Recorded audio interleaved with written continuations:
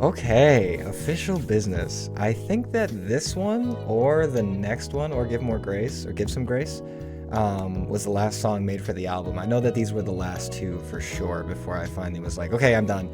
I'm done. I decided like a couple months before this one was even started that I was like, I want 7 tracks. 7 sounds good. 7 feels nice. I want 7. And I think after Collect Call, actually, after Patience, I was like, okay, I definitely only need a couple more because this is like my favorite song. So um, I don't need another one that's like this good. It'd be cool if they were all this good, and maybe to you some of them are, but to me it was like, okay, this we gotta we gotta put the nail on it. We gotta move on to another idea at some point. And anyway, all of that to say, I had the privilege of having one of my best friends, the very talented Sam Khalil, on this track.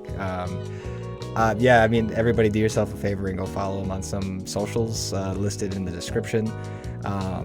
I have it written in here that I expect that we'll hear from him quite soon, but I don't really know. Sam's like me, where it's like, he's got a ton of stuff in a vault, and then he's got like a couple of different vaults. So I don't want to say that like, oh, dude, Sam's dropping something this year, and then I have no idea, and I don't think he has any idea either. But it's a shame too if our schedules weren't so conflicting. I thought about having him on this episode just to talk about where this came from and things like that, and I might even have that later in the script. I hope I don't, because I might have cut that part out. But it was really cool having him on this. He and I have been working and sending music to each other for like the past 5 or 6 years or something now, and we've linked up a couple of times. We went on vacation together a couple of years ago, like with a group of buddies, and worked on music there, and that was fun. But nothing's really ever come out, I don't think, with the two of us on it. I'm trying to think. Like, the closest it's ever gotten, there's like another track for one of those. Remember when I mentioned a couple episodes ago, there's like 2 albums sitting in my own vault that I really like? There's a song where he and I are on it, and he knows what I'm talking about. I'm not even gonna say the name of the track, but like that one might be my favorite one that we've done, Sam. But so that has to come out, dude. That has to come out. I don't know when, I don't know where, but I don't know where I'm going with this other than, yeah, Sam's really cool. You should go check him out. He's got some stuff on various stuff. He's got some stuff on SoundCloud. He's got a couple of things on Spotify, and he's a really cool dude, but enough gas. Just open up a window on this. But, we've cleaned up a track or two of mine or worked on something of his before. This is the first time I really got a chance to put something out with both of our names on it. And something that's becoming a reoccurring pattern I'm noticing is this line about I had taken another break. And so I got some new stuff from my apartment, and I invited him over to hang out. I didn't even know he was going to bring his laptop. I didn't even know he was going to bring music stuff. I thought we were just chilling, but we ended up in front of the DAW again, in front of Ableton, and this time I was actually trying to chop up some samples from this song called Take Me Away. It's from this 1982 Dun & Bruce Street album called Official Business, and that's like the name. That's where the name of the track on Devotion comes today. It's from that album title. We were just laughing at I don't know. It just really fit. It was like, we need to do something like this. These guys have it figured out. We worked on that specific idea, like the Take Me Away sample chops, for I think close to an hour. We're really trying to get Serato to work the right way, with an actual keyboard, like not with a MIDI keyboard, but with like, the one that you type emails with and stuff. But we never really got out of the loop stage. And eventually we noticed that the time, and he said he was probably leaving in a few minutes, and so I opened up Splice again, and I said, okay, how about let me just speed run something. I'll make a beat in like 15 minutes, and if you like it, or if you want to put anything on it, you can. If not, no worries. And lo and behold, the loop came together, and he put the chorus that you hear today on there, and he left. And then I went to work on finishing the beat, And I think by about like 2 or 3 in the morning that night, I had the verse written and recorded, and I sent it to him. And he really liked it, and I liked it, and yeah, here it is. I would have actually loved to have him on the commentary, but he's got his own life, and we have different schedules and other things like that. It's hard getting older.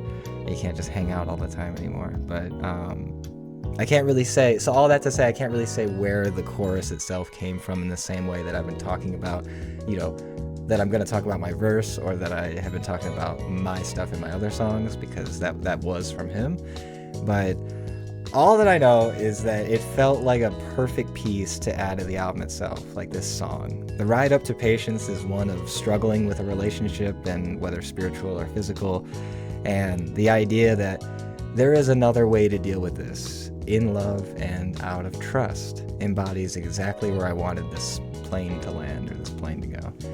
Instead of engaging in a battle of control over what feels like the perfect way to move in relation to another being, there is another way of trusting the things that the entity tells you, and trusting the actions that you've witnessed, then trusting the love that you feel for what it is, instead of what you might want it to be.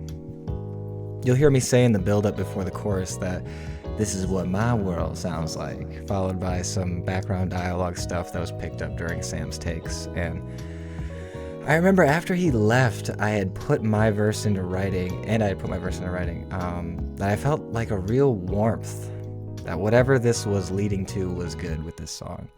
Whatever I was doing in that moment, no matter how hard things were outside of it, it felt like exactly where I wanted to be. And, Kendrick Lamar opens the song off of Mr. Morale and the Big Steppers. That's why I changed my hat. Also, Kaio chewed up my other hat, so I have to figure that out. But anyway, Kendrick opens a song off Mr. Morale and the Big Steppers called We Cry Together, with this line, this is what the world sounds like. And then it's followed by these broken piano keys and harsh tones that lead to his interpretation of how toxic a relationship in today's age can be. And yeah, like, that makes sense to me. That song is what the world sounds like. A convoluted mess of contradictory narratives that serve to confuse people. Somehow you're supposed to be so full of yourself that nobody can tell you wrong, nobody can shatter your image of right and wrong, nobody can tell you what to do or call you out on what your shortcomings are, because that would mean that you're weak. You grew up and things were hard, and nobody knows what you've been through. Whatever they get now is the best that you can do, and if they can't handle it, they're the weak ones. They're the ones who don't understand. At the same time, you're supposed to love others, help those in need, be someone who makes sacrifices for people they care about. At the same time, you've got to outgrow your childhood environment and choose to do better than who people expect you to be, to father a future generation that can do the same, but with better tools than you had. You got to remain individualistic while simultaneously being someone who cares about others. The world will tell you to love your truth until it conflicts with someone else's. Then it'll say if you can't accept their truth, you're intolerant. But that's not my world. That's not the one I want to live and abide in. I'm good on all of that. Like, I want a solid standard to accept or deny from one that exists outside of it. One who isn't influenced by its actions or motives, but that is set apart by principles that aren't redefined every 100 years or so. I seek consistency in knowing how to do right by both myself and by those around me. And I can't find that anywhere else but from the God I read about in the Bible. So many dots I got left to connect, I got red on the side and one heart of respect. There are so many more truths I have yet to discover, so many more questions I have left to ask and to find upon discovering the next answer. There's so much more in this life that I am passionately seeking to understand. This idea of having a place to base my thoughts and feelings from that I can confidently promote to myself and others has become a cornerstone in how I operate my daily life. I can't leave it to chance, I can't let it alone, I got so many hands, I got little control. It means like I can't just be okay with not knowing the intentions of the one that I seek the answers from, even if I'll never know the full extent of those answers themselves. If I'm gonna stand for something, it's gonna be a rock and not a hill, like a hill of sand or something. If I'm gonna set my eyes on a way of living and be confident enough to defend it when that method gets challenged, I need to be sure that this thing is honest and true. I only have so much control over that desire to know, though. I only have so many hands to juggle the questions that my mind loves to bounce around in my head when circumstances change, or when they remain the same. I try to leave my debating and my worries at home, but when I'm alone, I recognize that I think too much. I go back to the battle that doesn't need to be so hard since, like the chorus says, there's another way to deal with this. In love and out of trust. Heavier stones and reaction, what happened? I thought we was talking and moving and acting, a fool with a risk, but a peas with a flick, and you think it's a trick, but the truth that we thick. Sometimes I feel like I've got it all figured out, to the point of where I overstep my bounds both in assumptions I make about my relationship with others and the one I share with God. I draw connections to certain aspects of my experiences that lead me to believe that I have control over the next one that's ahead. Almost every single time I do this, I am mistaken. And if I'm not careful, I'll see it as a huge failure and start to beat myself up over it. If I'm not careful, I'll blame the being that does have control over everything, thinking they don't care for me, or that they set me up, or that they lied to me. I'm so prone to casting blame before I trust in what I know I've heard them say or how I've seen them conduct themselves. I find it easier to assume that I'm being hurt on purpose rather than trusting in the love of that connection. Easier to assume I'm being punished when sometimes things just happen because they happen.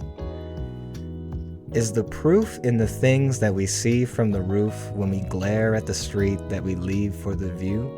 Or the you that I speak to and have my relief through, the one that I mean when I say I believe you, the one that I cling to, I do everything true, I'm aiming to please with the steps that I do. This line felt crazy to write and even more to record. I didn't even know if I knew what I was talking about when I put it together. Like, sometimes, I don't know if you can, if any of you are doing something like this out there, sometimes it's like, am I saying something or am I just rhyming words? You have to be careful because it's fun to do both, But that's not even in here. I just had a moment of wanting to be honest. This line felt crazy to write and even more to record, and I think that's why I left my reaction at the end of it in the actual verse itself, like that whole thing or something that I do.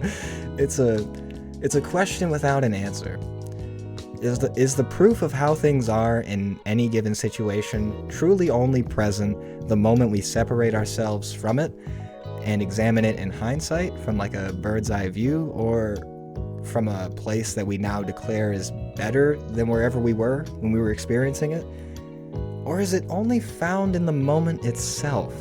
Only in the present that we experience an event can we truly find meaning in what it is, without giving our brains time to process and misremember details or give others the chance to adjust our deductions by way of their own interpretations. I'm not sure. I'm really not sure. But regardless of what is true here, I know my intentions. I know the motives I carry and the thoughts that go into my behavior, and they're ones of love, of looking to help or to be of service, of ones to please the recipient or witness of these actions, not just myself alone. And sometimes it's like that's all that you have. Because if, as much of this album has been talking about, if you overthink and focus on trying to control an outcome or trying to understand too much with things that you can't actually have all of your fingers on, it can lead to a bunch of stress that you don't need. Sometimes it's better to just trust the love that you have for another being, whether it be spiritual or physical or whatever we're talking about anymore. Sometimes it's just better to trust in the energy that you give out. And I want to be careful with that whole energy thing. But sometimes it is better to just let what is be what it is, and just let you be who you are. think that makes sense. I don't know. Thanks for listening. I hope you got something out of this. I really love this song too. Tomorrow, what's tomorrow? Give some grace. Give some graces tomorrow. So, I will see you there. I will see you tomorrow. I hope you're all right. Hope you're having a good one. And I love you. See ya.